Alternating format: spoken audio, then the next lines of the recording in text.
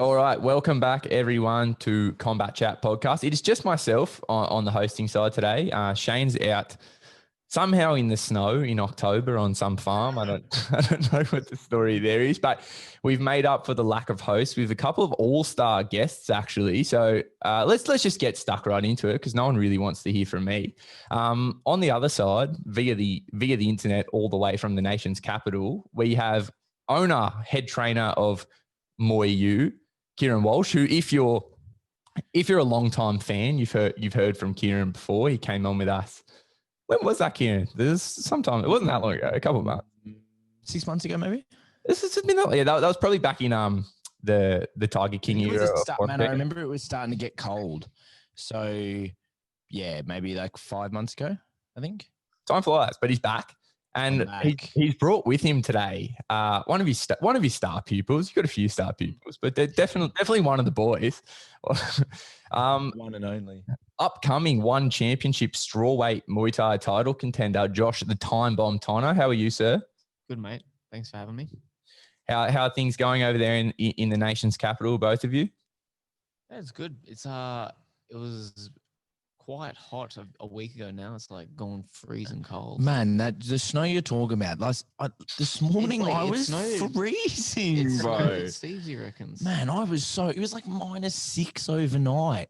It's not. We're done with winter. Sort your shit out. It's spring now. Yeah. Fuck, we're meant to be getting hay fever, not hailstones. Let's go, man. Like, swap it around. Yeah, I didn't realize it was still that cold over there. It's not meant to be. It's been warm. Because I'm cutting a bit of weight. I'm like so cold all the time. Just shivering to your bone. And you guys had, so it's been 2 years of since you opened the doors of Muay U, Kieran, and you had a bit of that was a celebration event that was the occasion for your event today, right? Yeah. So we had what we called the birthday bash, which was a sparring competition amongst our members where we matched them up 4 or 5 weeks ago and said, yeah, look, this is something to train for, try and, train this many days a week. The week of the competition, we'll announce we didn't call it fighting because obviously it wasn't a fight show. Like, we just called it competing against, like it was hard sparring, and just said, we'll tell you the week of. So we announced it on the Monday, and so they could like dwell on it and think about it all week. But we also tried to tried to make it feel a bit like a fight show. Like, we had a backstage area, we had people watching within COVID restrictions. Obviously, we had this, like the ring. We tried to make it feel like a fight show. We wanted people to be nervous, right? The atmosphere was pretty good. Man, electric. It was unreal. We had 17 matches. 16 matches. Bro, some of them could have just been fights. Like, at the end, there was no winner. There was no loser because obviously it wasn't a fight, but we just, held both of their hands up and whatever. I told them that I would tell them later if you would have won or lost. Like, I wrote down who would have won or lost. But man, for only we could only have 100 people in here because of restrictions, and that included the competitors. Man, it was banging.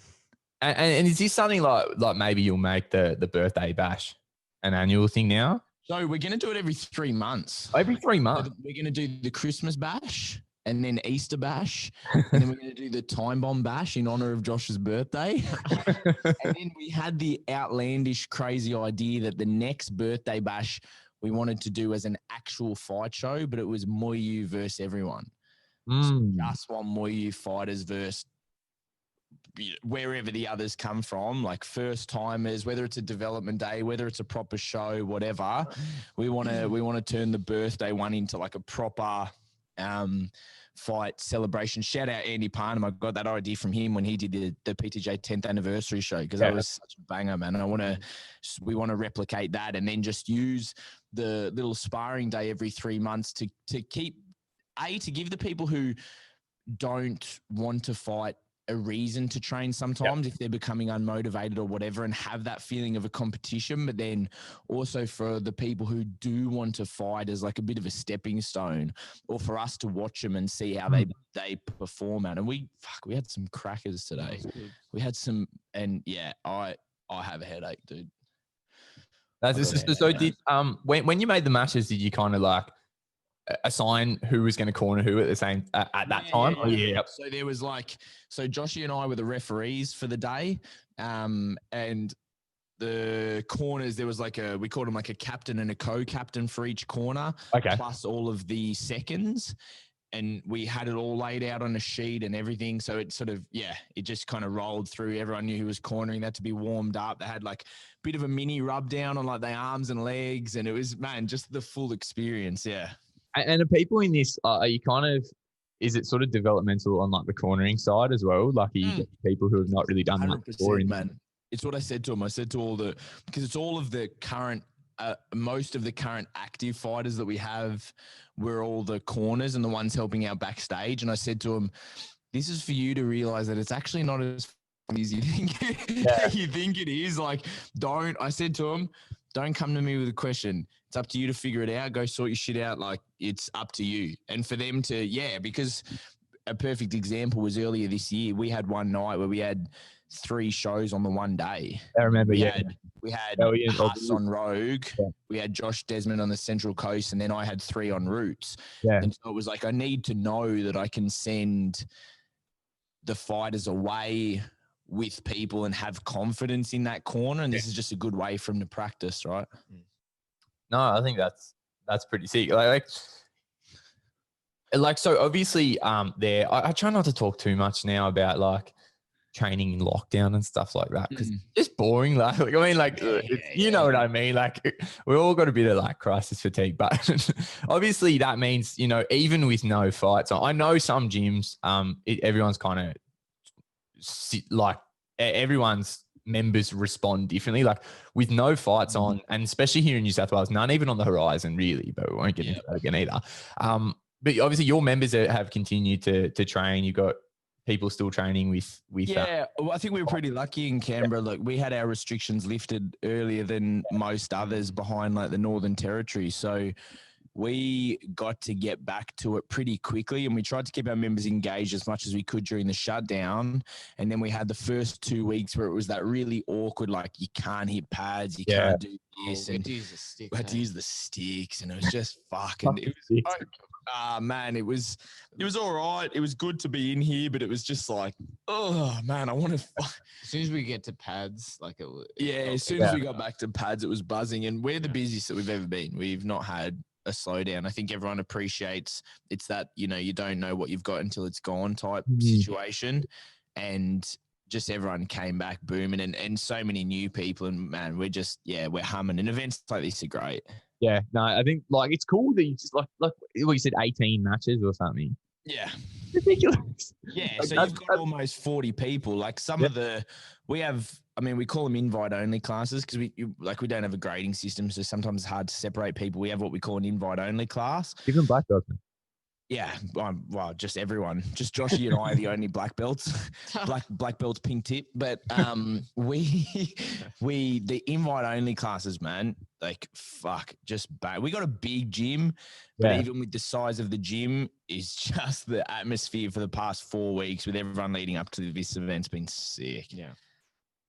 Yeah, no, it's good to see. It's kind of similar for us. Like I think the sun in this part of the world's just come out. Like it's felt almost like summer this week, and I think off the like we were the same. Like once kind of lockdown was lifted, like the influx of new members was kind of crazy. Like people were like basically everyone wanted to get started. I think it's one of those things. If it's been on your bucket list, that time of not being able to do anything makes you go like, when lockdown's over, I'm going to start this and this. And so like cool to see people come in. And we always, maybe similar for you, once the weather gets nice in summer, that first kind of like, into summer, like end of November, start of December, we just absolutely like almost can't fit anyone else in. And I feel like that's come on early this year, like just with lockdown just going and then the weather sort of turning up this week. It's just been absolutely pumping, which is like, great to see, obviously, after the start. If you've got like if all your data was good leading up to it, meaning like you've got a GM, CRM and all these things, you can run campaigns to re-engage old people who might have trained before, or people who came in for trials but never signed up, and all those kind of things. If you get those few things ticking along as well, man, you're laughing. Like, now's the time to take advantage of it. Yeah, There's that salesman. that's that salesman in me. Yeah, that's all those years of doing BD coming out in me. Okay, so I know he would be pretty happy if we just let you talk the whole time, Kieran, but I will. I got to shut up sometimes, man. I talk too much. Yeah, but that's probably what Josh would prefer as well. But we'll get some words out of you today. He had an interview on ABC today. My mum messaged me. She heard on the radio. She said he did really good. My mum's a media trainer, man. I think this boy's born to speak. I think this man's born to talk. He's sweating. He can't hold the microphone now. So, Josh, give us, if you will, a little bit. We tend to ask guests as they come on. Let's take it right back to, like, how did you get started in Muay Thai, in martial arts in general? Give us a little run through of what your start was. Yeah. My father did a bit of taekwondo back in the day, and he always tried to get me to do martial arts, but never really had an interest. I played soccer and did skateboarding and played in a band, and really had no interest in it until I had one night at a party where I got bullied. I got, like, picked on, and I was so scared that I hid behind a girl. I love this story, I tried to get her to, like, stop it, and I thought maybe I should do something about it. And so I told my dad, and he introduced me to, which was my first trainer. His name was John Veron at Bulldog Gym, and first pad session, fell in love with the sport, and just sort of continued from there. Almost didn't go back though. Yeah, I went with a friend, and he didn't really enjoy it. So I went to the gym the second night, but, like, sat in the car for a while, just, like, contemplating if I actually really wanted to do it. And lucky enough, went there, and I think I had my first fight after 6 months of training. I, like, loved it. Saw a couple of the fighters training up for fights, and I just knew I wanted to have a go. And yeah. That's about it, man. And when was that? When was that first fight? How long have you been at it competitively now? I think 2007. I just been 18 for a few months, and always had the goal of, like, trying to get into the K1. And watch John Wayne go in there, and that's what I wanted to do. Which you did. Yeah, it wasn't very successful. Not the result you were after, but still something to get over there. Yeah. I was after my second fight.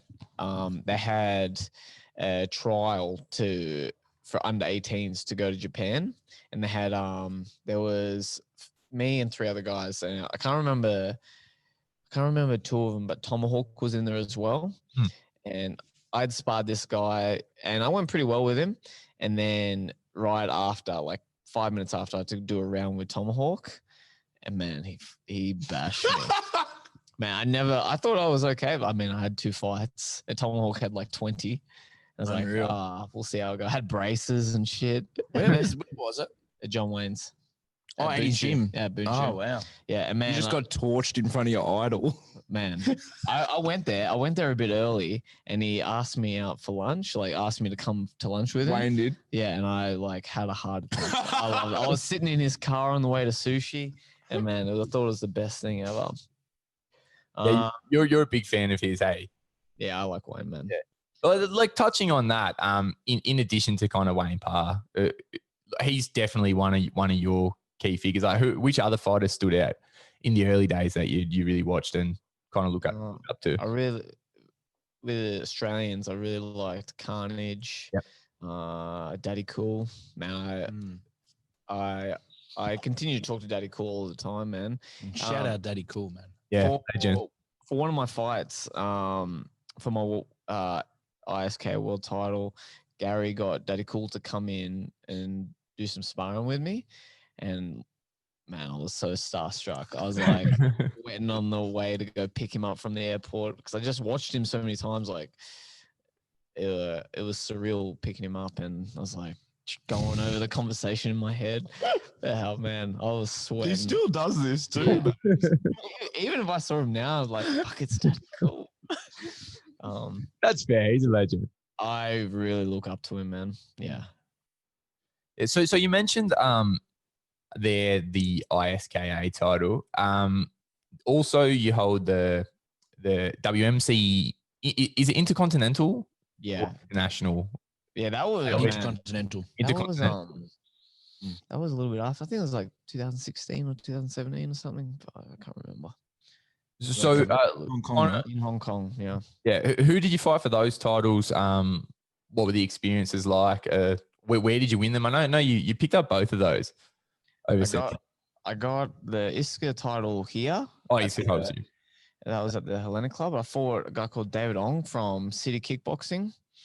I actually found out I was supposed to fight Alexi, but Alexis Serapisos, but I don't think he could make it. I don't know, couldn't make it. So they got David Ong, and it was a good fight. Went 5 rounds, and then for the WMC title, I fought a older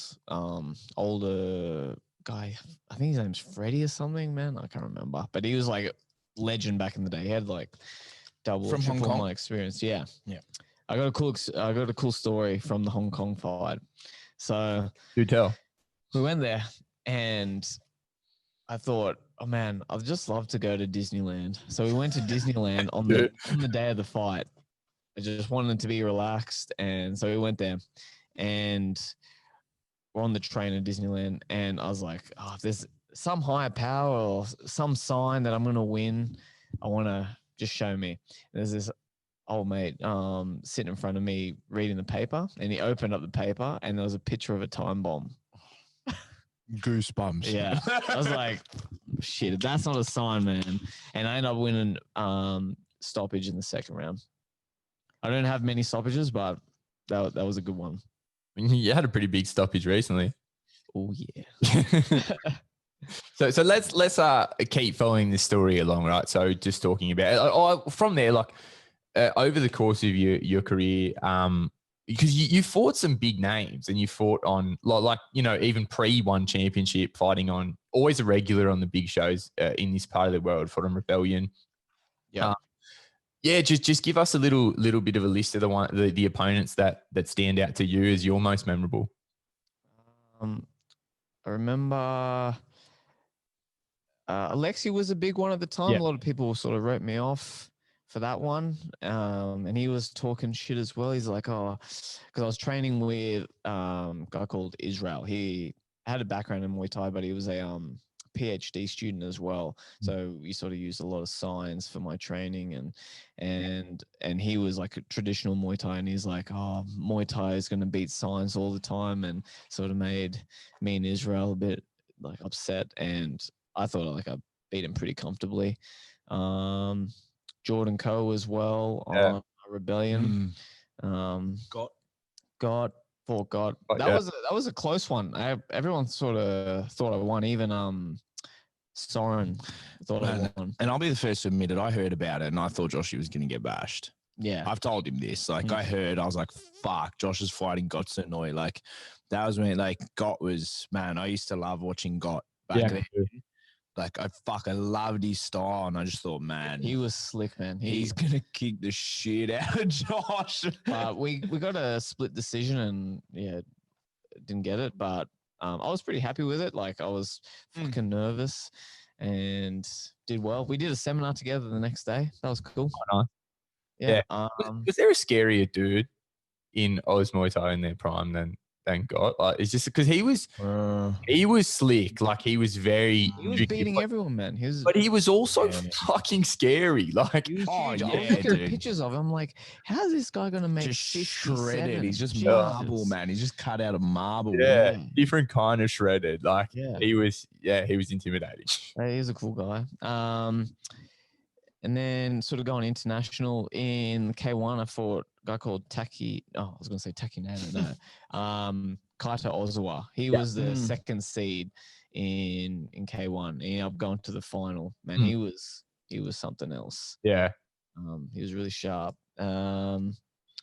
Then all the guys I fought lately, like they've all been world champions or just some legend in their own right. Andy, Joe Lasiri, Pet and they've all got a big name now. Even Morimoto was ranked number 1 in Rise. Yeah, Morimoto's a big name. Yeah, he was ranked number 1 Rise kickboxing, but I think he's the same weight as Tenshin, so that was a bit. Yeah, you're kind of not going to look the best when you. I think maybe I don't know. Yeah, I think so. Yeah, it'd be close. Yeah, I think tension fights around that way. Yeah. So just following along your career, obviously, like you and Kieran have not been training together for the bulk of your career. So it's been a while now, but it's been still fairly recent, right? Like how long have you guys been training together now? Just over a year. Like was the fight in August or July? The first fight we had together was it was July, August, and we trained 4 weeks before the fight. Yep. Fitness was okay, but we come here just to sort of brush up on a bit of fitness and learn a few different skills. And we went off I don't know, what did we pick up? My knee was okay. Left knee, left kick. And I sort of started going southpaw at the time as well, just experimenting. But so we only had 4 weeks of training for that fight. And after a man, I was like, it's time to upskill and step up my game. That's why I sort of made the move over here. So did it kind of feel like when you started, because it's interesting because when I started to kind of see on, Instagram and stuff like that, Josh and Kieran are working together, I was kind of like, well, yeah, of course they are. You guys are both it was almost like when I start seeing, if I saw a video of you guys training together, I wouldn't stop. It's almost like I sort of assumed you guys trained together anyway, just because when I think of the fight community in Canberra, you guys. It's small, right? Yeah, there's not many places. Yeah, for sure. Did it kind of feel but you guys, actually, I was meaning to ask as well, because I thought I remembered you guys in the past doing a little bit of work together. Had you guys done little bits and pieces we did a little bit. I brought some of the guys I was training at Stockade to come over, but it didn't really go too much past that.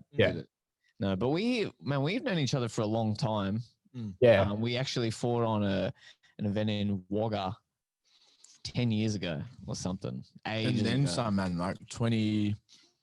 2008, I think. Liam Pre, Sinister Intentions. Joshy was East Coast title and I was New South Wales title.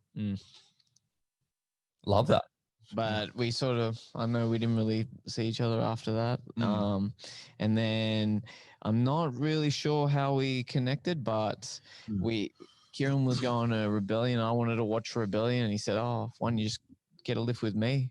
I said, yeah, right. No worries. Love ever since. But when you started training together, because obviously it's no easy feat to kind of integrate someone who's had as much experience as you have, Josh, into kind of a new training environment or even I guess sometimes the worry with experienced fighters is that they already have the idea of what they kind of want to do.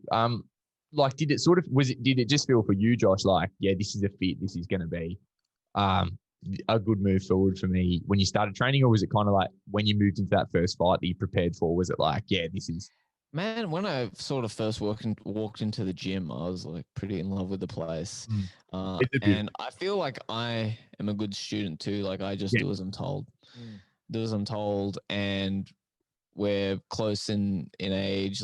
We get along really well. Yeah. I think even if we weren't trained together, I think we'd be good friends anyway. Yeah. And did you find your training sort of is it really drastically different, the methodology that you train by now under Kieran, or it's kind of just kind of it's technically different? How much of sort of an overhaul to the way you trained was making the move over? It's a good question. I think it's a bit more intense than it was before. The last couple of fights, I sort of trained myself. Yeah. To a point. and all his knowledge was different to what I was sort of going off before. Like Gary was, he was a boxing coach, and he sort of didn't put emphasis on like checking, and he's like, oh, you can, So, but definitely a lot more knowledge here, and it was just taking the things that Joshy did well, applying them to more of a Muay Thai way of thinking, as opposed to like a bit of a kind of like brawl. Like, but everyone knows Joshy as someone who's got a lot of heart and will just keep going. But it was sort of applying a bit of a smarter approach to the way that he did it. And I'll never take credit for, like, Josh came to me with 49 fights. He's at, 51 now. He's only had 2 fights under me. I'll never take credit for any part of his career prior to that. All I did was take some of the things that he did well and really place an emphasis and fine tune them, get him to like pull back on some of the things that I didn't think were working and weren't good to be there, and just teach him, or just sort of introduce him to some new concepts. But Josh is like the perfect student, right? He just listens and he does, and it's not a hard job for me. Like, Joshy has complete faith in what I say or tell him. And that's, as a coach, that's obviously so handy, right? It's like that humility, right? Because like, from being around, like when you're dealing with people that have had, like, a lot of people with the number of fights that you've had, Josh, and B, the amount of high level experience. Like, Kieran, a lot of people would come in like, hi, I want to train here. And this is what I do. You know what I mean? Like, people just kind of like, it's very hard to have, I don't know, people, I guess, start to, especially if they have kind of been training themselves, there's a lot of more experienced guys will start to do. Yeah. I mean, I'm like personally very confident in my own ability as a coach. And I think, I'm very direct with the guys, but I don't think it's being obnoxious or anything. Like, I'll sit there and be like, I'm a good coach. Like what I'm doing for you, based off of my ability or skill is going to work. And I'm just very upfront and direct and honest. And maybe one day I'll run into someone who doesn't, who maybe clashes with that a little bit, but I haven't had it yet.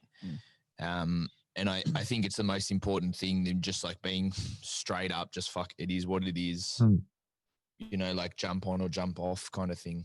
Yeah. And really, like, to run a gym kind of like sustainably, it's just got to be like, this is what we do. And if you want to get involved, you can do that. And if you don't, you can come out, right? Like I'm a big believer in molding people's personal styles, not trying to get it to fit to the style of a gym. I think there's things we technically do really well and things that we don't do as great at, but I'm a big believer in, like, I would never change Joshy's style completely, like make him the complete opposite, just build on it. And we've had that, with some people that we've had come in here. I would only change it if I think it needs changing, but I'm never going to force people to change. If someone came to me and said, I'm this and that, and I watch some of their fights and I watch them hit pads and I watch them spar and I think they're completely full of shit, I'll tell them. Yeah. If I believe them, if I watch and I go, no, fuck, you're right. Okay, this is what we're going to build on. And then we just build on it. It's kind of like that communicative style. Of 100%. Two-way street. Yeah. 100%. Now, with that move, you mentioned kind of coming towards that more Muay Thai way of thinking. You were kickboxing, was it like, I know you always did both, right? But like, you were kind of primarily kickboxing before the move. Did kind of the move to Muay U swing you back towards just kind of sticking with Muay Thai, or what was that kind of just chance? I think it was just chance, but I think like if there's kickboxing fights that will come up, like I'm happy to take them as well. 100%. Yeah. Yeah, because like, did I talk to you, when you started to kind of get towards that point where it was starting to look like you were going to fight for the one title? Were you initially looking towards the kickboxing belt, or didn't you care? Because it's the same champion, right? Yeah, after the Morimoto fight, I like looked up at a memory and it said that I'm gonna fight one day for the kickboxing belt. So I sort of already had that in my head before, but yeah, Take them both. yeah, Man, we'll who get like both, yeah. it's I never understand this division of like one person. Like if you're in one, you're eligible and most likely the opportunity is you could fight for either because you don't get a choice. And if you're fighting kickboxing or Muay Thai, it's whatever they tell you. Yeah. You've just got to be ready for both. You can't be a fucking idiot and go, yeah, I don't like kickboxing. No, that doesn't work like that. You do whatever is given to you. And man, Joshy can go between both, no probs. He can man, they should just double strap it. Let's just put both up next. Let's just put them both up. Man. Just change the rule, say in the middle round. Round and round. Yeah, do one Muay Thai round, one kickboxing minute and a round half or something. Muay Thai, minute and a half kickboxing. Well, that's kind of like the awkward setup because like maybe going for both belts would be an idea, but it's like if you want to go for both belts, it's like you just got to fight Sam-A twice. Yeah, just 10 rounds instead of 5. Oh shit. There's an idea. So we will get towards this title fight. So you've been in one championship a couple of years now. Well, when was the debut? July 2018. July or August 2018. Yeah, so it's been a little over 2 years. And you were one of the first Aussies to go over. You're one of the first couple. I think I get the dates mixed up, but like you and Elliot was the first one to Super Series. I think I was like the second or third. Yeah, I thought you were second after the Dragon. Yeah. So what was the process like? Because obviously, like now we're seeing it a little bit more commonly. Like the wheels are definitely moving. Like a lot of our higher end guys have been going over, but it was a little bit it was a bit untapped when you first went over. So what was the process? Who initially reached out? Was it something you went after? Did someone come knocking on your door? What was that process like? I think I started getting interested in it when it was maybe Petrosian was getting signed. I was like, shit, this is the place to go. So I reached out to Michael Chiavello and we didn't really know each other too well. But I messaged him and I just said, look, I know you're signing all these big names. Is there like an opportunity to just have like one fight or something? And like I'll pay my own way over and I'd love to have a go. And he said, yeah, at the moment, we are signing the big names. There's no one really at your weight that we don't really want to build up the flyweight division. And I said, okay. He goes, but we'll keep your name down. And then I got a message, I think maybe like a month later, and there's a board of guys. He said, actually, we want to give you a shot. We're going to give you a 6-fight contract. And man, I didn't sleep for 2 days. I was pumped. And I said, yeah, man, I'll sign it. And then they said, look, just start getting ready. You're going to have a fight very soon. That's what they'd like, man, they give you not much notice. Yeah. And at the time they had signed like 3 or 4 ties. And I was like, shit, I hope I don't fight one of these guys first up. And Pet Dunn was in there. And yeah, they're like, oh, you're going to fight this guy. He's had like 100 fights, won 90 of them, current WBC champion. I was like, ooh, okay. Okay. And I messaged Sai. I'm like, what do you reckon of this? And he's like, oh, he's got a pretty good left kick. I was like, okay. Yeah. And then, I had, it was my 30th birthday and I had a few beers as well before the fight. Like, so 2018 was my debut. It didn't go too well. Yeah, it's the start of a journey, right? The whole thing went well. So like, were you kind of like, so you said you messaged around a little bit to ask about, had you watched him fight much before that fight? Like, were you kind of across who he was? I wasn't really familiar with him at the time. And we were a bit naive of like how fast and good he was. We were like saying like, I'm just going to beat him with boxing. And that old fashioned mentality when you fight a Thai is just like, close the gap and box him. Yeah. Yeah, no, I like quickly found out like, man, he was fast. His kicks were fast. It was really hard to sort of to read. And yeah, we were just a bit naive to it. It's a good example of that transition that we had with Joshy, like the way of thinking about things a little bit differently. Like, that obviously that old mentality of, box the Thai or try and punch him, assuming that every single Thai fights the exact same way, is just a bit of an example of, some of that. That's kind of the mentality, honestly, like I was sort of raised on in as sort of, Kieran. But like, so obviously, you don't spend a whole episode talking about fights like that. But when you go like, because there's something about like that, the story you tell, I think, of wanting to get into one championship, it's such a good summary of like who you are as a fighter. Like, please let me have a chance because I really want to do it and I'll pay my own way. And I just want like I feel like that is just a good picture. Like that's who Josh Tonna is. Like he just wants to have a go. Like really just do it for the love of it. But also the lack of like obnoxiousness or the lack of bravado there. It's not like how many fighters would get in touch with it? Like, this is what I've done. I'm this champion and that champion, and I can beat anyone in the division. Sign me to a 10-fight deal. I did that with like all my fights, all my overseas fights, and even like sort of getting onto Rebellion and a few of the other shows. Like I just emailed the promoter and said, look, oh man, like give me an opportunity. And I got knocked back a whole lot of times as well. I think you just got to be hungry and you got to take fights, take opportunities when they arise. So you were always kind of booking your own stuff, pretty much.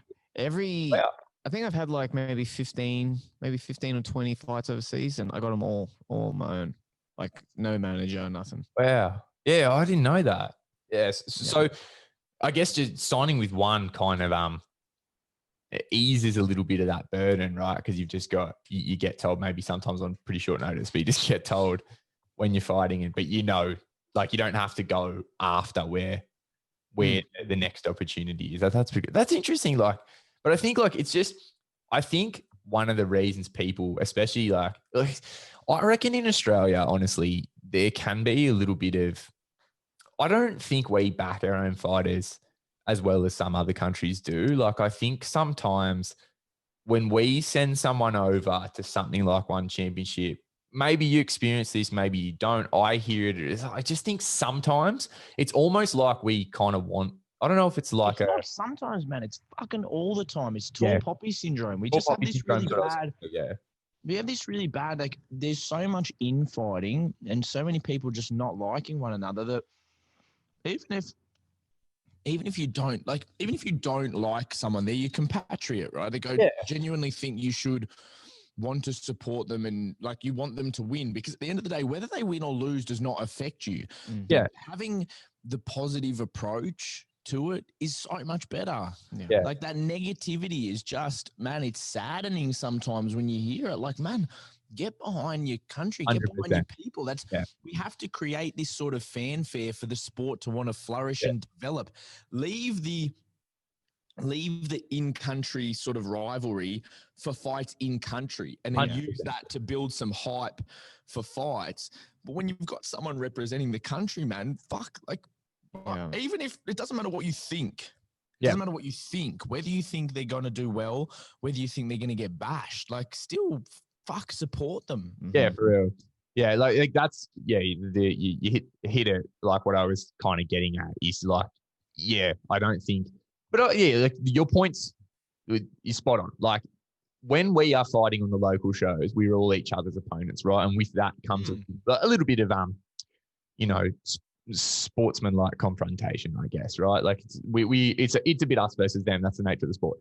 But once someone from Australia is fighting overseas, now we're all on one, like now we're all one team really. Like we should be backing. Once we push that level and get someone out the outside, why would you you see so-and-so's fighting this guy, he's going to get smacked.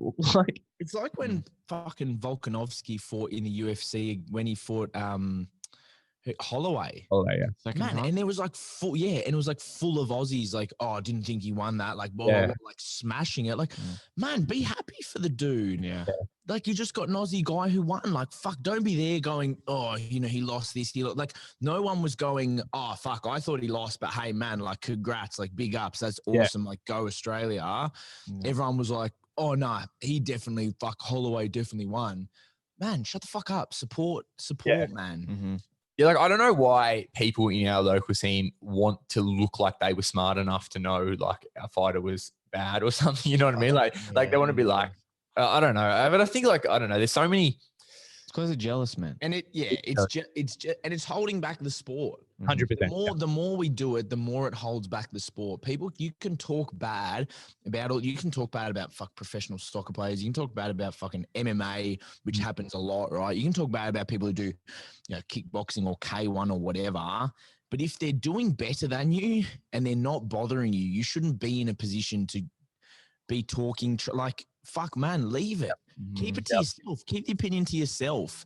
Or you fucking rant to your girlfriend while you're lying in bed at night. Don't fucking get on and slander people For real. on bloody social media. And Yeah, but this is the other thing. And like, I think as people in general, everyone just naturally has to do work to kind of keep it. Like, you got to check your own ego, right? Like, if you just let it run, it'll like you have to consciously understand, not to become egotistical and stuff like that. I really think a good way to live your life is if you are in the same kind of industry or whatever you want to call it, the same pursuit as someone, and they have achieved more than you, keep your negative opinion to yourself. Right? Like you can't come to the table unless you have done what they've done or more. yeah, Because like how many people that want to talk shit about, like, I hear it too much, like with fighters that are going overseas onto big shows and just guys that are just in the scene locally. And he's like, what do you mean? Like, you've never gone and done that? Exactly. If you've never been there, you are not in a position to comment. If you have and you were there, all right, fine. Maybe you've got the position, like you are able to speak on that. Still don't be an asshole, but like maybe you're allowed to speak, right? Yeah, man, I'm still a believer in freedom of speech. Yeah. If you want to be a fucking dick, go and be a dick. Fine, whatever. It's up to you. But the point is, it's not helping. Yeah. It doesn't help. Or just, if you're naturally a dick, just selectively choose the time you're going to be a dick. Just be a dick like 30% less. Yeah. Like, tone it the fuck down. And like, to bring it back to growth of the sport, it's on all of us to drive a positive narrative to get more involvement, right? Like everyone wants Muay Thai in the, I mean, not everyone actually does, but a lot of people want Muay Thai in the Olympics, right? Imagine if we sent an Australian team to the Olympics, how many people are going to go, they're going to get smashed? Like, yeah, that's amazing country spirit, like leading into the, like, they'll just be walking out there with the flags and we go, he sucks. Yeah, man. Yeah. But my point on that was, I think everyone backs Josh Tonna. Like, I don't hear, like, we do have, like, in the scene a lot of the time a bit of that tall poppy syndrome. But I think as far as, like, just people that Australians can get behind, like, I just think you're one of the guys. Like, I don't hear anyone really say negative things about, like, everyone. I think, like, everyone gets behind you when you're going out there. And especially, like, I think the way you've come through one towards the title is a part of that, because it was rocky, right? It was like, it wasn't easy. It wasn't like you just blasted out the gates and had a dream run. Like, you had to do that. Like, how many people have we seen go to one championship and have a fight against a class guy like Pet Dam and come up short and then kind of just fade out? But it was just like trucking through and battling. And I think that's why people have sort of got behind you. Like, I guess, maybe Kieran will answer this rather than Josh. What do you think is it that really about Josh that makes people just want to back him and get behind it? Man, because he's like the nice guy of Aussie Muay Thai, right? Like, no one, man, it's like, like, if you don't like Josh, you're like the same person that yells at puppies. Like, there's no, like, Josh is the guy. It's hard to not like Josh. It is. Like, really, like, man, especially like in the gym, he's good cop, I'm bad cop. Like everyone loves Josh. He's just a good dude. I think people like you can't help but want to see Josh succeed because he's that kind of guy that like isn't obnoxious and isn't loud about it and just gets on and does the thing. And I will challenge anyone in that. I have not seen anyone train like Josh trains in a long time, like the mental way that he approaches his training. And I think it will be a long time until I see someone like him again. Honestly, his approach to it and all of those things, it's just admirable, man. You want to support him. People dislike me. They can shift all their dislike towards me. I can be the one to hate, but they can't. Not Josh. Yeah. Josh is just the guy that everyone likes to like, you know? Yeah. Shucks, fellas. Shucks. Oh, shucks. Shucks. I knew I had to ask Kieran that question on Josh because Josh was good. You're the Morgan Freeman of Muay Thai. Just like everyone loves you, bro. Appreciate it. Because I remember, sort of like I was always like I was aware, obviously, like as a fan of Muay Thai, I was always kind of followed Josh, but it was like getting to. I always like everyone said you were a nice guy, right? But I remember like getting to meet you and spend a little bit more time with you. You're just one of those dudes that like after sitting down and speaking with you, or I just like, fuck, Josh is a nice guy. He's good dude, man. So nice. He's a quiet achiever too, man. 51 fights. Yeah. We got guys in this country half the amount of fights with a lot more exposure. Like Josh is, man, bit of a quiet achiever too, I think. Yeah, and I think that's part of why you want to back. Well, for me, like just purely speaking from like how I watch this sport, like I like to see a guy that was never the Instagram guy just keep trucking through and just succeed based on results. Like I feel like Josh, there was never some external sort of push that you got to drive you. And you tell the story, like you would literally just send an email, hey, can I come and fight on your show? And it was that matter of just like, you kept showing up and, you know, after the tough fights and the good fights and just building like that. To me, that is the fighter that I want to back in a world title fight, is the guy that he's not on the show because he has tons and tons of Instagram followers and posts a lot of content or just knows how to fucking, you know, like you're just there because you kept showing up and getting the opportunities because of results, right? I don't think I could sell the fights if I was trash talking. That's for sure. The worst trash talker in the world, man.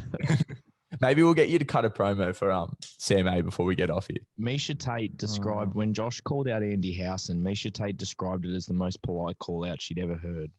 I remember that. That's a woman who's been around fight sports for a long time. Mm-hmm. The most polite fight call out she'd ever heard.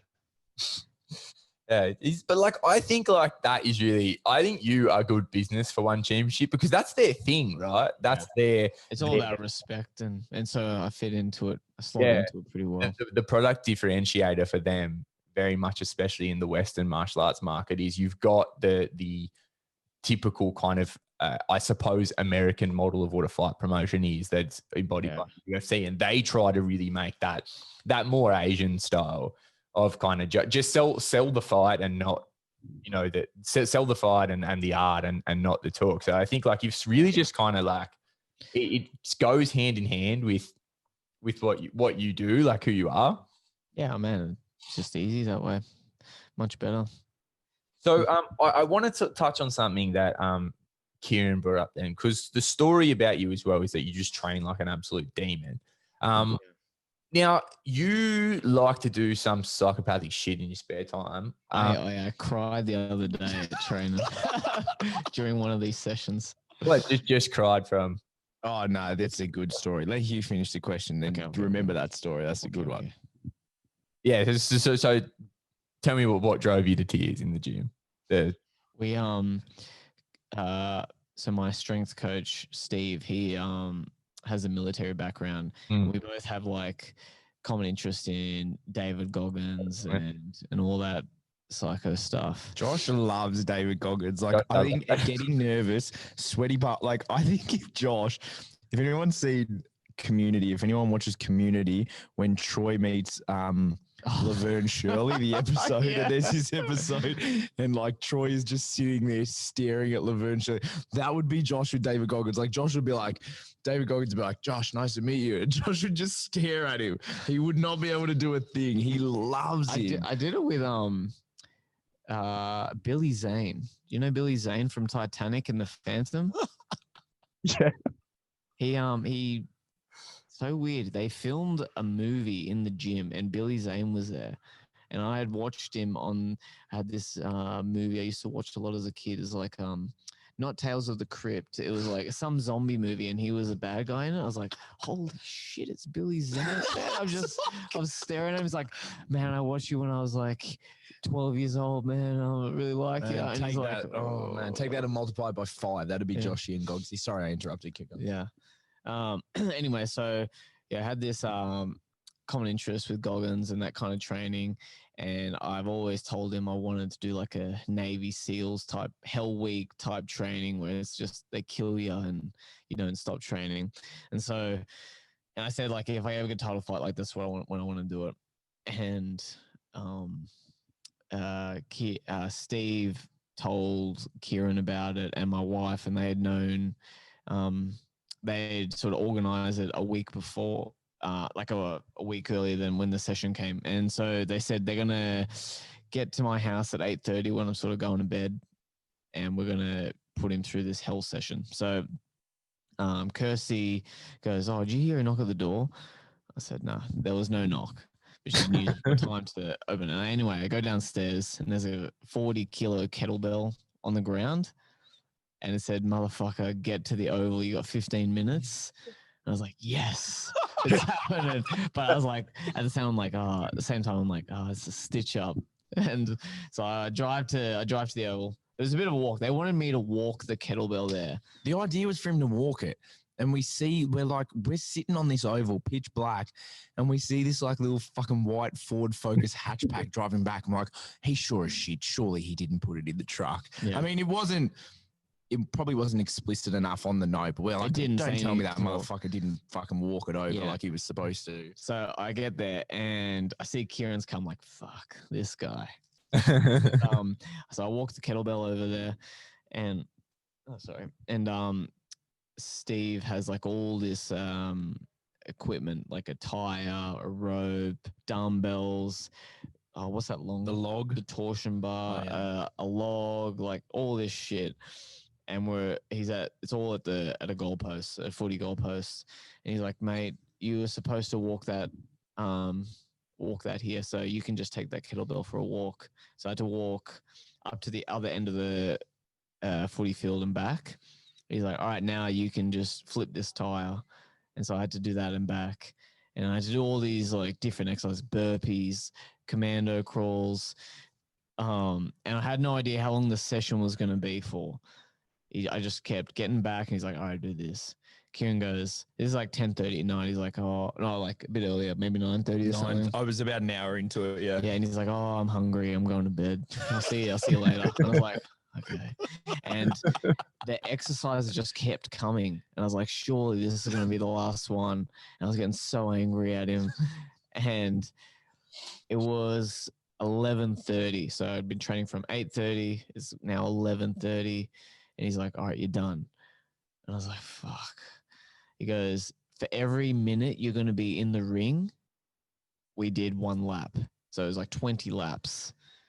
And I just put my hands in my head and I just started crying. I was like, he's like, you pushed really hard and you didn't quit.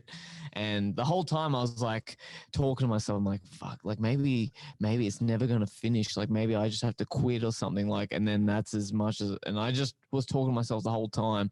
It was cold and 3 hours in the darkness, just up and back, up and back, with nothing to listen to but your own heavy breathing. Also, like they didn't yell at me or anything. I had to go by myself. And they were just waiting at the end until I'd get back. No positive reinforcement, no negative reinforcement, no nothing. Just okay, you. off you go, do it again. Yeah. And man, like that really, I think I was always gonna finish it, but like I was getting close to breaking. And so I got that as motivation to finish, like to go into the fight and know that I can push myself. So is that, yeah, and you mention it, is that just that idea of coming up with things to do to mentally prepare for fights, as is like, I know I've felt that place where it feels like you can't do anymore and just had to keep kind of going. Is that kind of where you're at with that kind of work? Yeah, that's what it was. If I, like I said, if I ever got a title shot, I'd want to know I left no stone unturned. Like just smash myself and know I went into the fight like as prepared as much as I can, because man, it's gonna be really hard, like going into the to the later rounds. But as well, that's like my thing. I think like I can push people, and I get better as the fight goes on. Yeah. So. Yeah. That was kind of like, I think we were talking about the matchup on the show last week or the week before. And that was kind of my thought. I think that's what makes you such an interesting sort of challenge for Sam-A, is the way that you're going to really keep pushing, keep upping as the fight goes on, and kind of set a difficult pace to keep up. Like, I think that's going to be a challenge.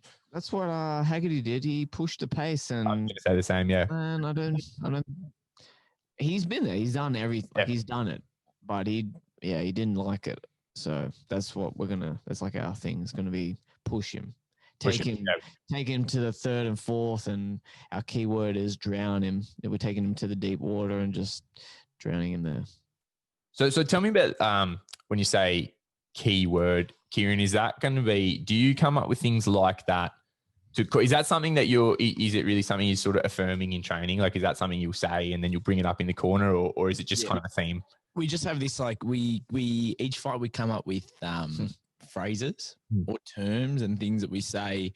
And then when Josh is sort of digging in training, I'll often say it to him. And we came up with the one drown him because we talked about the fact that it's you know, Joshy will take him out to deep water, make him swim out with you, and then just drown him. Very blunt. It's always very dark. It's always got a very sort of dark. We won't repeat what the last because they're probably a bit too dark. Yeah. But it's always got that very sort of like kill or be killed approach to it. And Joshy responds really well to it. And whether he's, you know, getting shark tanked in clinching, or he's on the assault bike, or he's hitting pads, or, you know, it's just for me to say drown him. I see this instance. Sometimes if he's dropping off and he's looking tired, it's easy to say push, or, you know, keep going. Or they don't have enough power or substance to them. I'm a big believer in people having their own sort of phrases or terms that they respond best to, and we come up with them and we just use it. And so drown him is the one that we've got for this fight. So granted that there'll probably be no crowd in round 4, you're probably just going to hear my super strong Aussie accent bellowing out like, drown him, Joshy. Drown him, Joshy. Drown him, Joshy. Oh. So is staying on kind of the theme of that kind of like real, I guess you'd call it like mental training, like training to the point where, you know, it's not just about physical preparation, it's about the challenge, right? That David Goggins style of work. Were you always kind of inclined that way in your fight training, or is it something that you've sort of started to add in since you read the David Goggins book? I think I had a good heart. Like, that was sort of always, always had a good heart. Brought up with it and sort of known for it. Like, one of my trainers said I'm very durable. That's like one of my best qualities. I'm durable. But ever since sort of meeting Steve, because he come from a military background, he sort of introduced me to that sort of style of training and mentality. Man, I listened to David Goggins' book on Christmas Day or Boxing Day, and I went 40 Ks. I just ran 40 Ks the next day. I was so jacked. But yeah, like, just listen to him. Kieran likes that kind of stuff too, so sort of makes it even like bigger. The power of words, man. People underestimate the power of words in how you speak to people. It's one thing I'm big on with cornering and coaching is the way this is probably half of my sales background, but the way that you talk has a big influence in the way people act, and especially little phrases like that. Yeah. And it becomes part of the mental training, right? There's certain, I mean, I even do it with my corners and my other coaches, like a specific way to talk. Yeah. Based on the way people react and don't react. Like the biggest one I gave everyone today in the birthday bash is, and I see a lot of trainers make this mistake, is a lot of trainers always tell someone what not to do as opposed to what to do. And they will often say something like, don't drop your hands instead of keep your hands up. Yeah. Because in the same way that if you gave a baby a glass of milk and said, don't drop it, they'll probably, like a toddler, they'll probably drop it. But if you say, be careful, and then go and place it over there, like the power of your words are massive. And I think when it comes down to really high level fights where people's skill levels aren't hugely different, it's often just game plan and preparation. It's where some of those smaller things make an even bigger difference. Yeah.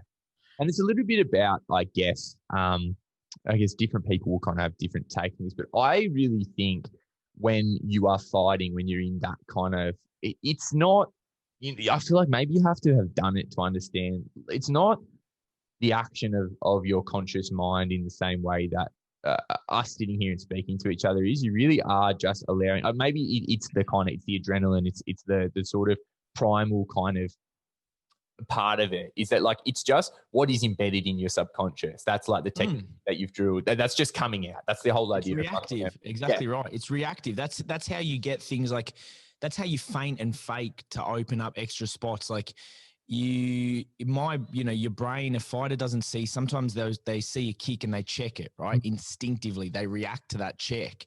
Someone feints the kick and they check again, they react to it, right?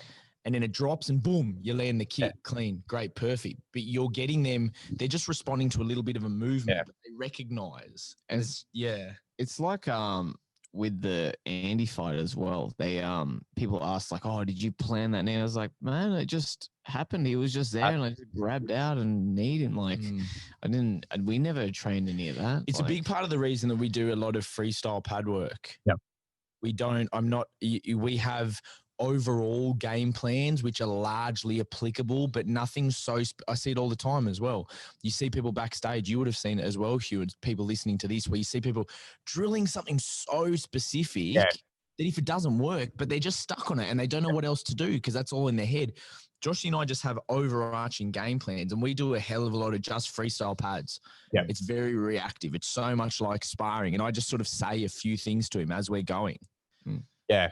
Yeah. And it's like on that idea of like kind of muscle memory and just what's kind of just sort of embedded in your mind.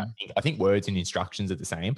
Like when you get someone back to the corner, and I think we've spoken about this even on here before, Kieran, it's like they're a bit like, even experienced guys, like they're a bit kind of glazy-eyed and you've got to kind of keep them centered, but it's also, they're not going to register detailed instruction. Like it's not like you can teach them something new. Yeah.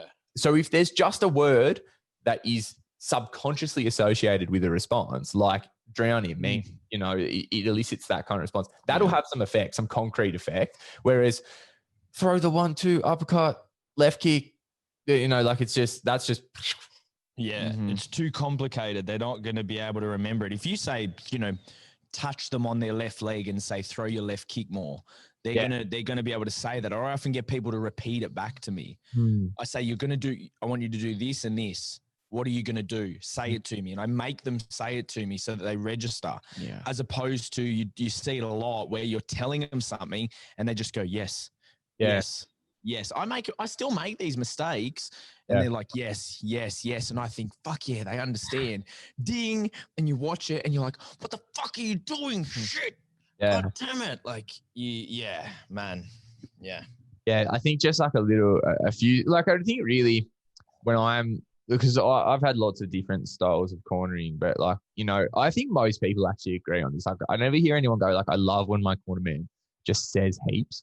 Like people have, like I never hear anyone like, I like, detail I want to hear. Like, cause especially like, when you fight, full-time rules on a WMC or a WBC show, like you get the full 2 minutes as well. Like, Oh, that's a yeah, lot. man. I've had people like Dan, obviously, like Dan Marshall. Hmm. He and I have a chat. Yeah. We like lean against the rope and have a conversation about it. Like, Yeah, Shane and I are the same. Like, it's just little succinct things, but just like, let's just relax here. Cause right, really, like, you can't teach me anything new over here. It's not like, you know what I mean? So let's just tell me what's going right for me. Tell me what's not quite going right for me, and tell me what, you know, it's like anytime you need someone to do anything, give them the quick summary of what needs to happen and the actions to make it happen. Like, not just this is happening, but what do we do about it? Yeah, it's just super simple. Yeah. But so moving forward here, let's get into the next match, right? So we talked a lot about kind of your career and you guys working for this. I feel like we've just been waiting for the Sam-A fight to be announced for a long time now. You know, like, it was going to happen. I've spoken to you about it, Josh. It was kind of like, you know, it was teetering on. It was just kind of like, when are we going to do this thing? Especially after the Andy fight, it was like, right, that's the fight. It's been in your sights for a long time, and you know you've kind of been. Actually, let's pull back to you. When did you find out you were going to fight on this date? How long has it been now? 5 weeks. 5 weeks. 5 weeks, you reckon? Yeah. 5 weeks. They asked if I wanted to fight on the 30th. Like, are you available? Sorry, are you available on the 30th of October? I said 100%.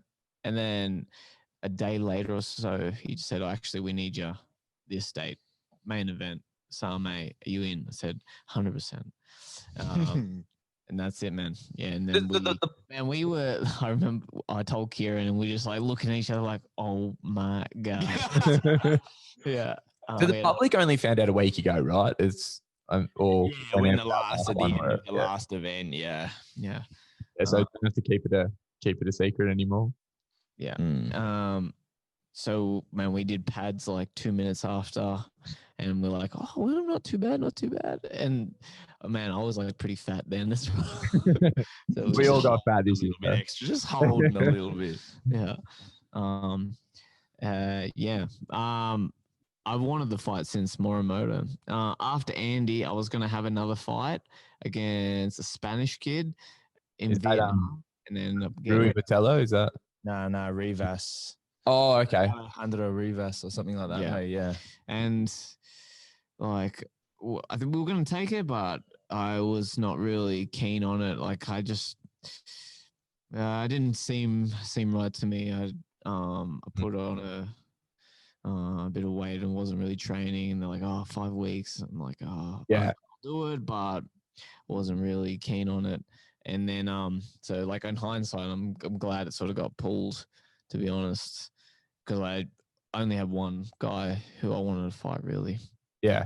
Yeah. And as a guy, like we've talked here, such as yourself, that you really revere kind of like legends of the sport, you've got that kind of fan in you. What's it like now to be Josh Tonna fighting Sam-A? Like, Sam-A, he's a legend of legends, right? Like, you know, like a legend among legends. Like, what does it feel like? Like, is it just a matter of you've kind of switched yourself on since, because you've been targeting the fight for a while?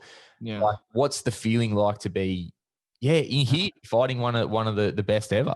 It's hard to say, I guess. It's pretty surreal. We got the poster up in the gym, and it's cool to be on the other side. And I'm just thinking, like, it's going to be really awesome, like seeing him across the cage.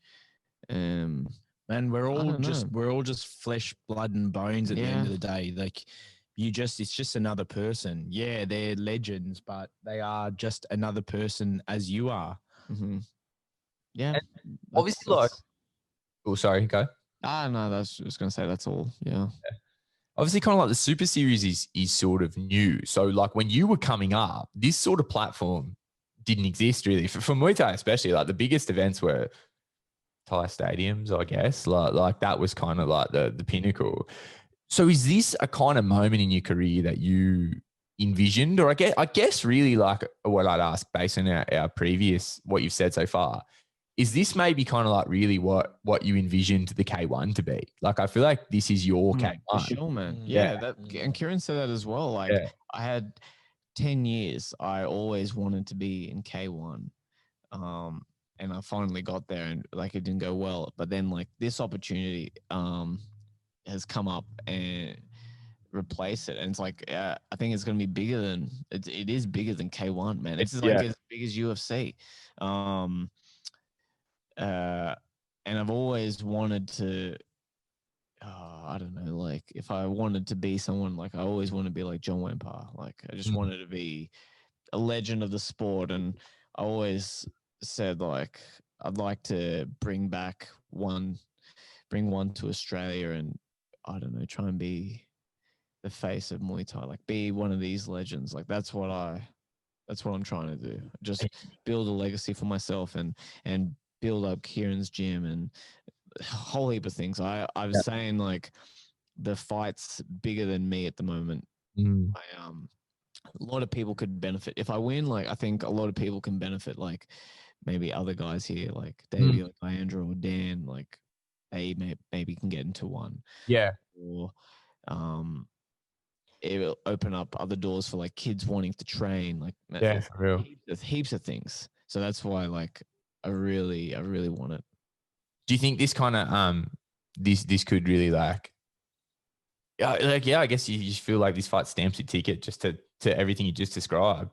Yeah, for sure. And I'd like Muay Thai and kickboxing to be as big as boxing, or be like rugby league. Like I don't know if that's a bit of a pipe dream, but man, I'd love it to be as big. And I want the athletes to be as famous as these guys here as well. And have those guys, man. You've got like these Aussies doing it, man. Like Robert Whittaker getting paid, 300, 400, 500K, like big money for a UFC main event. How cool would it be to have Thai boxers doing the same, right? Being paid like these guys who want to be aspiring fighters or who are aspiring to be champions, getting these massive paychecks. Like really, because there's so many guys who deserve it. It would just, it would just be amazing to see. And it's even like on the money side of it, I guess it's it's such an ongoing discussion, but it's even for Thai boxers to make enough money where like the amount of money you make in the fight actually makes a difference in your life, if you know what I mean. Like obviously like any money any money is good, but like if you like counted up the labor that goes into preparing for a fight, even in the biggest paydays, and then you factored that into like the payback, like you're effectively like when you consider it a professional sport, you basically are fighting for free. Like, well, when you factor in all of the expenses and the time that's put into it, so like I think even just to see guys, because I think the key point of money is you look how good, say, Australian Muay Thai is. I think Australian Muay Thai is really good. I think it's like we have a high quality Muay Thai here. Yeah, 100%. And we've got guys working 9 to 5s and training around it. Like imagine if we could take our best fighters, like, our Josh Tonnas and these guys, and let them actually have the financial backing in the sport to focus on their training a little bit. Imagine how good it would get if you look at how good these guys are anyway. I see it like rugby league in the early 90s. Like rugby league in the early 90s, and guys were like full-time sparkies or like tradies or laborers and all this kind of stuff. And they were like training, man, back then they were built different. These guys, some of them, you hear stories about them, like full labor jobs, 10 hours a day, and then going to training at night to, hopefully win the Winfield Cup and have like Tina Arita sing fucking like I sort of see Muay Thai now where rugby league was back in the early 90s. And it would be amazing to have it sort of develop alongside how rugby league did, because people are too quick to forget that. Like people are too quick to forget that, it's not like it was now and every single rugby league player just has a salary and they just play rugby. Yeah. Man, 25 years ago, they didn't. And I'd love the same for Muay Thai, but maybe not wait 25 years. Like let's try and speed it up a little bit. Well, things just move faster now anyway, right? Well, exactly. Exactly. Yeah. Thanks, COVID. Yeah, that's I would like to sort of be part of that development as well. Like one of the, You got to, man. The whole thing about it's the same view of life. My view of just living in general is leave the world a better place than when you came into it. And I think the same thing with the sport, man. Try and leave the sport in a better place than when you came into it. I mean, fuck back, man, when I had my first fight, bro, it was like 3 rounds of 90-second kickboxing with wetsuit shin guards. Yeah. Fuck, that's long gone extinct. I think about the development. We have guys, sometimes you go to a show and you watch guys now, 1 or 2 fights, and I think, thank fuck they weren't around when I was having 1 or 2, 100%, my first or second fights. Like, yeah, it would be amazing. Like, that's a big passion for Josh. Both Joshy and I think I'll speak on behalf of him. Like, man, leave the sport better than when we came into it. Like, really trying to push and build it. Yeah, I think if everyone pursued the sport with the frame of mind, it's not just about your fights. Like, I think, like I say this a lot. I think people who fight, they say they support the sport, but really, if all you do is take the matches and show up when it's your time to fight, and then that's it, that's actually the sport supporting you, because someone made you a match and someone set up a show for you to fight on, and someone showed up to fight you, and someone reffed it, and someone judged it, and if you're a professional, someone paid you. You didn't support anyone.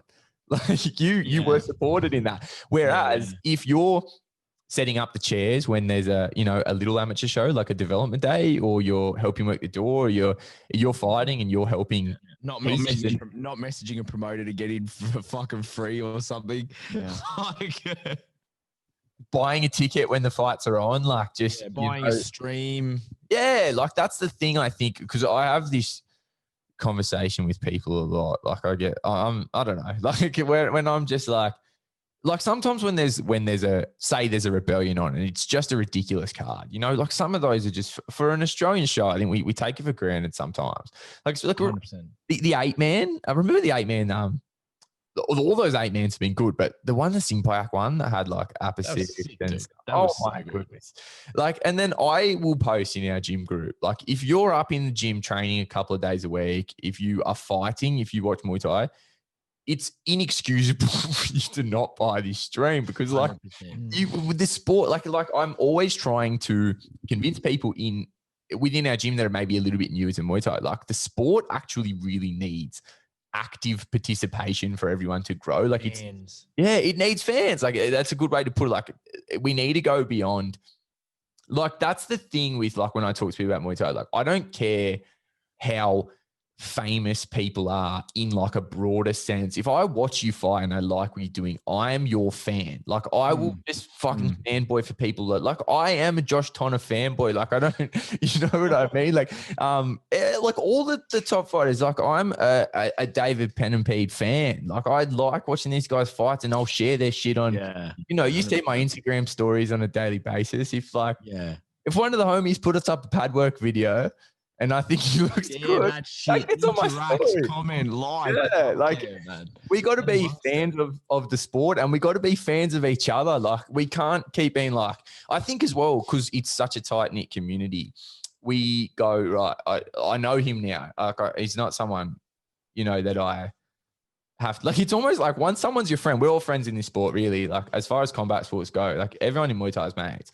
But you'd like even more reason if they're your mates, like, you've got to back them a little bit.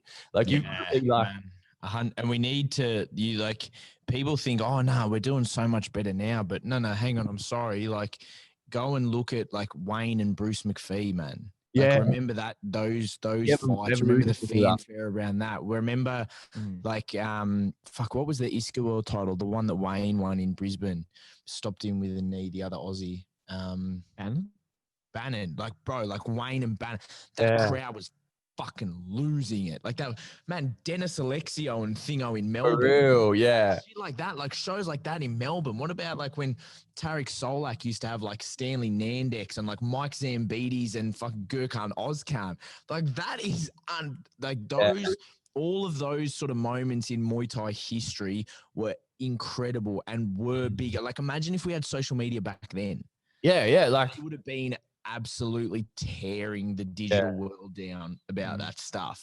It still lives on. They still live on as big things. Let's just try and kind of have that same fanfare and bring it to today's, and really, like, lots of people, we got good guys, like lots of people watch, Toby and stuff and support him, which is amazing, but like really take it to that next level. Yeah. And it's kind of like you make a good point when people say we're doing better now. It's kind of like, who is this generation's, not skill wise, fanfare and profile wise, who's this generation's Nathan Corbett?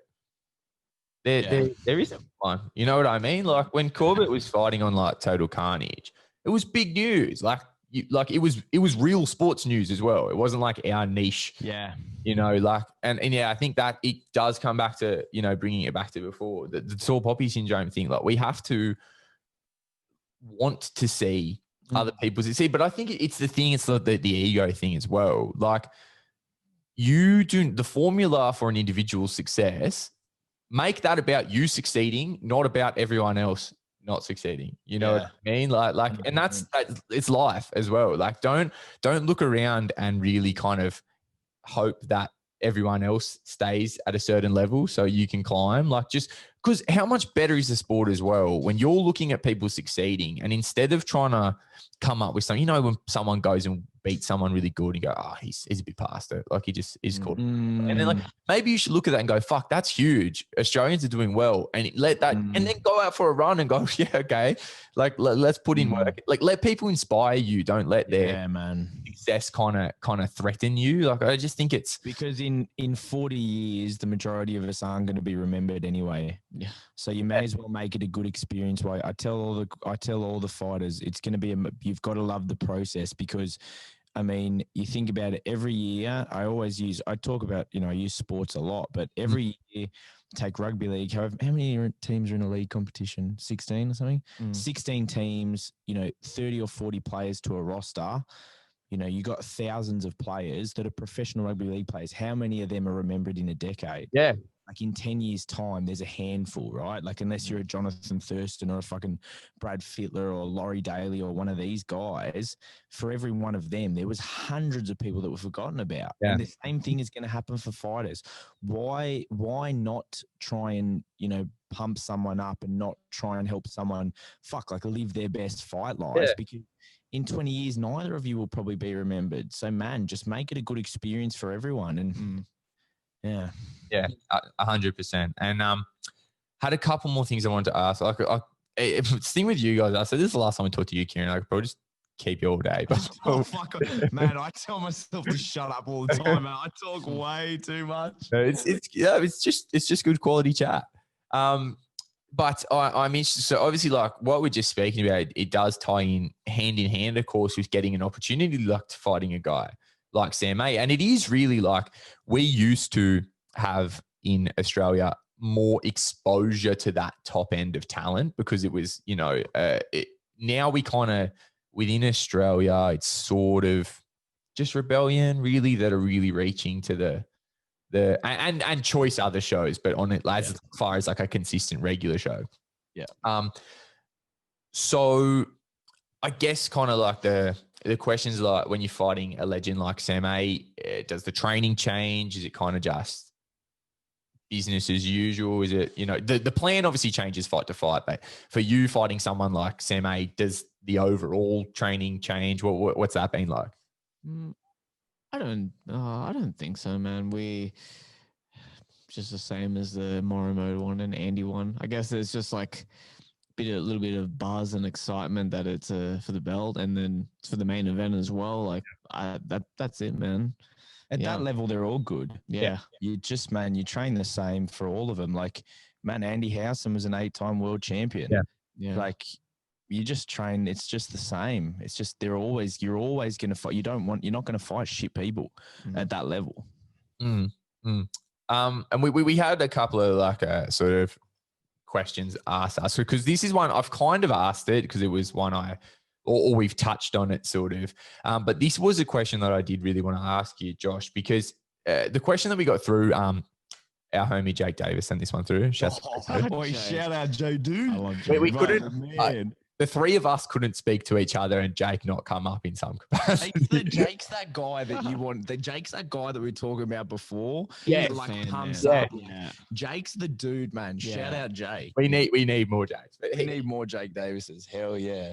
He asked, which, like I said, it's a good question. I feel, and this is what the question was, but I agree with it. So I'll say it from my own perspective, that they're within your one career. So even recently, there's just been, and I think it was around about the Morimoto fight, there was kind of like a switch flipped, right? Like like I feel that you, like I said, I followed your career always, and I always knew you was a good fighter. But I watched you fight Morimoto and I went, okay, like Josh is fighting different. Like this is like I haven't seen this before from him. Like you look like you really reached kind of a new level in that fight. And we've talked about, these different kind of mental exercises. And obviously you changed trainers and stuff like that. Like for you, was there something that really within yourself, like you said, like, yeah, things are going to be different now? Was it just kind of a perfect storm and it sort of just happened? I guess even to pull it back, did you feel like you had changed a lot as a fighter around about that time? Yeah, it was first of all like training with Steve. I was getting like physiologically, I got stronger. So I had the Morimoto fight in August or July. I started training with Steve right after Akamoto. So I had like 6 months of strength training, which helped. And then going with Kieran really helped. But I met this guy. I can bring up Rob. Eh? Oh yeah. I had a really good mate. I haven't seen him lately, but I had a really good mate, and he was in the police, and he had done some really cool things. I don't think I can talk about it, but he like really changed my mindset, and I just really was inspired by some things he had done, and he come to the fight with us. He was in the corner, and I was just saying, I'm not going to lose in front of this guy. And it sort of just snowballed from there. Think of the baddest motherfucker you can think of, and just like that's him.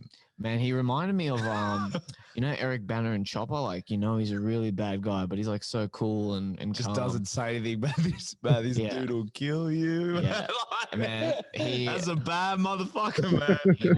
He is, and in a cool way. Yeah. Just hanging out with guys like him and like listening to these Navy SEAL stuff. It's just a fight, man. Yeah. And I just changed my mindset. That's all. But you think the changes were like, it was mental changes, like you put it down to?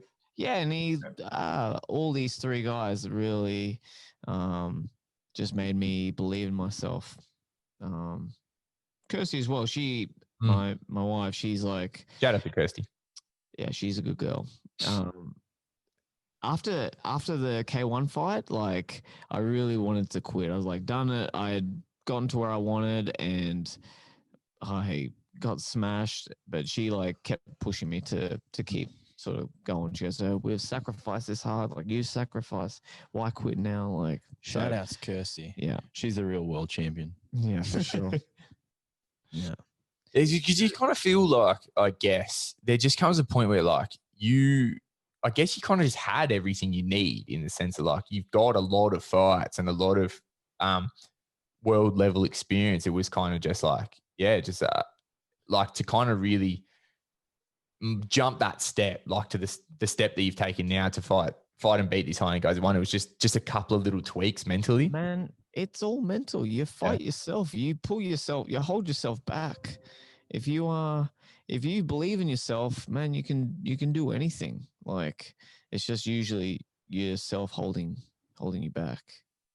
For sure. I think it's as simple as that. I guess to follow on that, what I like to ask people at your level, and I guess like, you have experience doing this. If you've got like a young fighter who's just starting out and he or she really wants to make it, well, off of your experience, like what do you think is the most important advice to give to a young fighter? You gotta be in it for the long game. If you have a good trainer and like a good work ethic, if you stay in it long enough, you can do it, man. Because I was terrible when I started, but I really was so passionate about it, and I had little micro goals. Like I wanted to win a belt, and I wanted to go overseas. And if you just keep pushing and believe in yourself, you can do it. You just got to stay in it long enough. Yeah, that's all, man. It's And Kieran says it as well, I think. Yeah. Do you think it's kind of like, do you think fighters kind of understand well enough sort of how to navigate those sort of short-term setbacks? Like, do you think young fighters get too held up on? Maybe. I think like they hype the fight up too much. And if you have a loss, you're like, oh, it's the end of the world. The good thing about Muay Thai is like the best guys can fight each other, and if they lose, like you still fight. Yeah, don't build it up too much. Yeah. Just enjoy, like Gary V style, Gary Vaynerchuk, man, you got to enjoy the process, right? Yeah. He says that a lot. You just got to enjoy the process, not the end result. If you're always chasing the end result, not enjoying the process, you can quickly fall short of it. Yeah. And I think like that mentality is kind of like a good summary of your career so far, right? Because like you've had the hard fights, obviously, like the fights that didn't go your way, like the K1 opportunity, and even the initial one opportunity, like but you just kept like it's just to keep on trucking story. Like if you put too much stock in any of the tough losses, you wouldn't get to go and fight for this world title, right? But in that sense, it's up to you. You know, it's up to you. Like, fight to fighter happens. You can't have it back. But it's up to you to, I guess, not carry that with you, to not live in that fight, to just live in the next fight, use it and carry it. Yeah. Because like, I know I speak for a lot of people and I say this, Josh, like I think you're a big inspiration, like as a fighter myself and stuff like that. I always gravitate towards the fight. You've got different kinds of fighters. Like some fighters just really seem like, they, like we talk about, they just sort of, arrive and just make this big splash and they tear through and it just seems like they get there in a straight line. You know what I mean? Like they get to the top in a straight line. But I feel like that's not the way your career went. It was just a lot of it, or has gone. It's a lot of just taking the hard times. And then like that's the fighter as like watching an Australian fight and stuff like that. I think that's what I've really liked about following your career just as a fan, is the way that like you come out to these fights and have the heart, never say no. Like I like fighters that, for me personally, I like the fighters that you can tell it's just they'll fight anyone. I think that's most fighters, right? You like to see the guys fight that want opportunities. There is more growth. Like if someone's had a few losses, like you definitely grow faster and you can improve that way as well. Yeah, because like I just like a fighter such as yourself that kind of just, I don't know, faces up to anything and goes through the hard times and just keeps, like, like a lot of your qualities as a fighter are the ones that I look up to as a fighter. Like I try to, I think that it's just good to watch people fight that. Because even with like, there's the whole career take of it and then there's the individual fight take of it. Like so much of your fights is like just going after it. Like maybe it's not going 100% your way all the time, but it's just, you've got to like your fight with our friend Joseph. It was just like that fight was close and you just had to stick your foot on the gas and go for it. Like you couldn't worry too much about what had gone wrong so far or whatever like that. Just had to prep. Yeah. Just keep after it. And that's what I think fighters need to see, is the fighters who, because it's easy to watch someone who, I guess every fighter has hardships in their own way, right? But like it's easy to watch the good times and watch the fighters who kind of focus on that area and try to just emulate it. But then what happens when things start to go wrong? You start to go, oh, my career's not going like his went, and now I'm, a failure or whatever, you know what I mean? But we need to watch guys like yourself that just get through it on heart and grit. And I think you're a fighter that shows what can be done if you're just determined enough. So like, just not to 100%. There's no man. It's like if you lived imagine if you got to the end of your life and you lived a perfect life and nothing ever went wrong. Like it'd be pretty fucking boring. Would be pretty boring. Same goes for your fight career. Same goes for anything. It's like, imagine like the most perfectly harmonious, peaceful world. Like, I actually think it would be a bit fucking boring. It would be pretty boring. What makes life interesting is that people have different opinions and you go through different struggles, and that's what makes you. And some people adversity, and some people get a hard go of it, man. And it's just super unfortunate. But like the perfect career is in and of itself not perfect. Yeah. Because there's nothing that sort of molds or shapes you or sort of gives you that kind of grind or struggle. I don't think really many people have that perfect career. And there are people who really stand out. Like you've got someone like a Floyd Mayweather, obviously, right? Like 51-0 or whatever his final record is, but he's won in $1 billion. Yeah. Like really, he's won in $1 billion.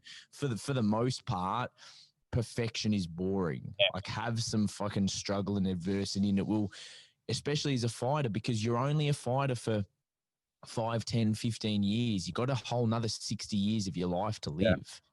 You know, being a fighter might be, you know, you, and it will definitely shape who you are and who you become, but you are not that, like you are not a fighter forever in the sense that you actually get in there and fight.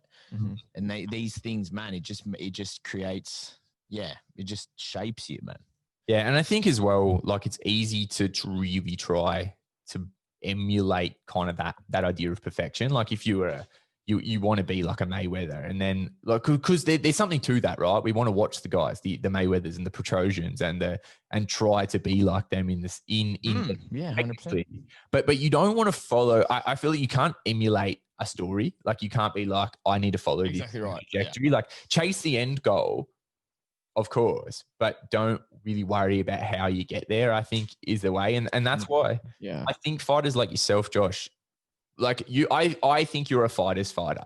Like I think you're someone that I think I speak for a lot of people in Australian Muay Thai. Like you're the guy that you want to watch and think to, because I like to think of a fighter that comes through, like I said, comes through that kind of adversity. And that's why I'm so excited for this Sam-A fight, because I think as a fan of yours, this has been a journey. Like it's been like, but like we started on, you're the guy to back. And I think everyone in Australia needs to watch this fight. Like we've got to stay up and get in front of our TVs and be there watching this, because this is a massive opportunity. I don't think we can let this fall. We've got to show that we're backing Josh, show that we're backing, because it's massive. Like, I just wanted to kind of, let you know that I think you inspire everyone. Boy, Australia. Get behind him. Like, this is what we need. This is he's going to carry our flag. This is like our Trojan horse into the top end. And how cool would it be if you could bring a one show back to Australia? Get Sam-A out of there. Maybe bring him back over here for a rematch. Yeah, I was at maybe. I was watching the Canberra Raiders at Canberra Stadium, and I was like, mate, this would be unreal, but maybe a bit too optimistic. Yeah, but you got to dream, like, got to dream beyond the point we're going to get to. Got to dream big, man. Got to go for the moon. And I guess I ask as well, do you have any kind of like what does following Sam-A look like for you, or you're just looking at this, or what's kind of, or even outside of, like, what else is in the pipeline for you at the moment? Man, I'm really enjoying doing what I'm doing at the moment, like working at Muay U. Even though, like, I'm pretty tired. Kieran's probably just going, like, wake up. Yeah. But wake up, brain. I'm loving working here and teaching people. I'm looking forward to doing a chaos again. That'll be really good. Yeah, man, I don't know. That's all. Living the best life. I'm enjoying it at the moment. Enjoying the ride. It will be finished soon. It'll be finished before I know it. So I'm just taking it one day at a time. Those listening who maybe are unaware, Chaos is Josh and Kirsty's promotion there in Canberra. Put on a good show. So, But what was it? Or is there anything in the pipe for, or just waiting for? You know, you had plans this year for a Chaos, right? And then everything went. Where I guess the borders have opened, like from between ACT and Queensland. Maybe we'll do a Canberra versus Queensland show. I don't know. Cool. We're gonna start planning later on, like after this one. You know, I'll be there in some capacity. Bloody oath. In the stands, whatever. What about yourself, Kieran? What's coming up at Muay U? Man, just keep growing the gym. We've been, man, keep growing the gym, keep getting fights back on. Like we just want to keep making a mark. Like I'm pretty aggressively dogged in the way that I go about things, like growth and fighters. And man, I really try to just give it my all and really want it to just keep growing and just getting bigger. And there's some stuff locally that we're working on, and work on promotions and work on this and building guys and teaching Muay Thai and a big one as well is like growing a big enough business to keep employing people who love Thai boxing, so people have the opportunity to make Thai boxing their life. One thing that was part of the reason I wanted to open the gym is it's like I've given Josh, like there's me full-time, Joshy full-time, and now I've given David Pen and Pete a full-time job as well. He came down and just he's obviously moved down here, and then I was like, hey, do you want to start teaching some classes? And now he's working full-time as well. And like, apart from the fact it's cool, I just get to hang out with my friends all day, right? Like, but then also it's people who are super passionate about Muay Thai, and that's what I want to do: give people who are passionate about Thai boxing jobs in Thai boxing, and sort of bridge that gap that we have often had of like Muay Thai should and can be successful. Yep. And can create big business from it, and really, just drive that. And that's what I want to keep doing, and giving opportunities to Aussies and doing all those things, and just keep going, man. Just 2 years has gone like that. Yeah. We started off 220 square meters and we're now 700 square meters, and we're closing in on 300 members, and there's 3 of us full time. I've got 8 coaches. I've got it's just, man, I'm just fucking loving it. Like, there is nothing I would rather be doing, and I'm never ever gonna work for anyone ever again in my life. I like that. Man, it's just, I love this, man, and I love the sport, and man, just living life, man, just enjoying it. Yeah, and I think like you've got the right frame of mind from a business standpoint to be doing what you're doing, because I do think a lot of the time the sport can be held back by people. Like, how many people get into the sport like with that frame of mind, like it's never going to be bigger than this? Like I think people, you know what I mean? Like it's not 100%. Like people aren't dreamers in this sport anymore, I don't think. Gotta want it to be massive, man. Yeah. You gotta I think there's some people in Australian Muay Thai doing incredible things. Yeah. And like there's a lot of people in Aussie Muay Thai that I look up to. I won't name them all in particular because I'll just fucking forget people and then I'll feel bad. But like, I think they'd probably know. And there's a lot of people who we'd know. But I look up to a lot of people in Aussie Muay Thai, man, and like past and present. And there's just, man, it just wanted to keep going.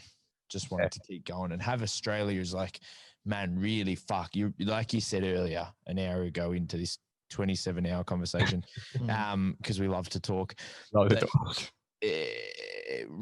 Australia has good Muay Thai. Yeah. Man, and I want that. I'm like doggedly passionate about it. I tell the fighters, I'm like, man, you have to want to be a fucking winner. Yeah. Man, you gotta want to, like, don't go about this shit. Don't fucking half-ass it. Like, you don't want to be known as average. You don't want to be second best. You don't want to be just another gym. You want to be you fucking want to give it your all. And I'm like that with this country as a whole for Thai boxing. Like, absolutely. I want us to be the country, man. Like, the way that I view countries like France, man, where everyone's on the international scene that's from France is fucking incredible. Like, we can have that here. I just want us to keep, just drive and just be awesome. Yeah, like I love that vision. I think everyone needs that vision in Australian Muay Thai, especially, right now when it's already kind of a niche sport, and we will really have to claw out of what's going on right now, because we didn't have that platform. Not like a boxing platform where we've taken a hit, but the platform still exists to come back to. It's something that we're all going to have to work out of. But I think like minds and visions like that are what we need. And so like I say, we love to chat, but I I'll probably cut us off. So I think we're nudging on. I think we're nudging an hour and 40 right now. So, but like it's all been like, you better cut us off, man. but yeah, like honestly, I really like. This is why I make this show. I like to just have chats like this, and I think when I started, I mean, like I didn't start fighting that long ago, right? But things, I mean, like it's been a few years now, right? But I'm still in the starting phase. Well, did you know that Hughes had a was it a development day? Hugh had was it your first or your second? And I was the opposing corner. Yep, that would have been. Was that your first one or your second in an official sense? That like I used to. When I started, when I was a kid, sometimes you just showed up to a gym and everyone punched on, and then maybe but like that was the first, like it was called a development day and it had a referee. And it was like the first official one, right? I was in the opposing corner. Yeah, that was when I met Kieran. Yeah. There's a photo. I've got it on my phone somewhere, I think. There's like, I'm sitting down, I've got a big smile on my face and I'm like reaching my hand out to shake Hughes' hand. I know this photo. Yeah. Man, it's a banger photo, bro, back in the day. You know what? You still had a lot of hair. So much more hair. Shit. I think I got on the scale same day, weigh in every bit of 67.5 kilos. Versus Zach Singh. Zachary Singh. Oh, what a man. Yeah, he trains with us today. Oh, nice. He's a lot heavier than that day as well. Zach's triple digit. I think that's a powerful man right there. Zach and I will not be rematching at 69 kilos. Not at 69 kilos. Never. It's never being repeated. All right. Yeah, like I said, love doing this show because I get to have these talks. And when I was starting, you didn't get to hear from people like the trainers and the fighters. And I think that's a big part of what the sport needs, is just that accessibility. So hope Australia gets behind Josh. I hope they listen to this and take some inspiration from it. Thanks, and get in front of your TV and watch this shit. Like, there's no excuse for not. If you are in this, like, it's the same thing I just told you. I always say, if you're in this sport and you want the sport to grow it. Like, it's fucking free. So it's free. Man, it just watch it. What's the barrier, right? 100%. So get behind your boys. Get behind Muay U. If you're in the vicinity of Fish Week, get over and train. Maybe if you're just passing through, love get in there. Kieran, big inspiration as a businessman, as a trainer. Love to hear your take. Josh, huge inspiration as a fighter. Very lucky to get to speak with both of you. Hope to see you in person soon. Thanks, man. Really appreciate it. Good luck with the flight over and all the quarantine on either end. It's going to be. Tune into Insta for some of that quarantine going. Yeah. Actually, that's the other thing. To tell everyone where to find you guys. What's the best place to get the updates? I'm at Kieran Muay U or at Muay U Canberra on Instagram. Kieran Walsh on Facey, Muay U on Facey. I deleted Facebook off my phone, by the way. Best fucking decision I've ever made. Yeah. So good, man. Decision. But Insta, yeah. And if you got a TikTok, I always scroll through TikTok. Maybe I'll see you one day. I don't do any TikToks, but I just watch like 10 minutes a day looking through. You're going to need something to do in quarantine, but so don't. I might fucking, TikTok. Yeah, start TikTok. I'm at Tonna and I'm on Facebook. Excellent. So I'll drop those links in the description as well if you want to catch up with the guys. But yeah, like we say, follow them, get on board. Date of the fight is, I'll get it wrong, so you say it. 9th of October. 9th of October, live on the One Super Series app and One Championship YouTube. So subscribe to One Championship on YouTube. Turn on the notification so you'll just get, or download the app. They give you a notification every 30 seconds. And you'll get told when it's on. Fire it up. If get it on the TV, it's free. It's literally like you just go onto YouTube to watch it. Easy as. Let's grow this shit. Let's watch Josh take the strap. Thank you very much for talking to me, gentlemen. Thanks, man. Thanks, man.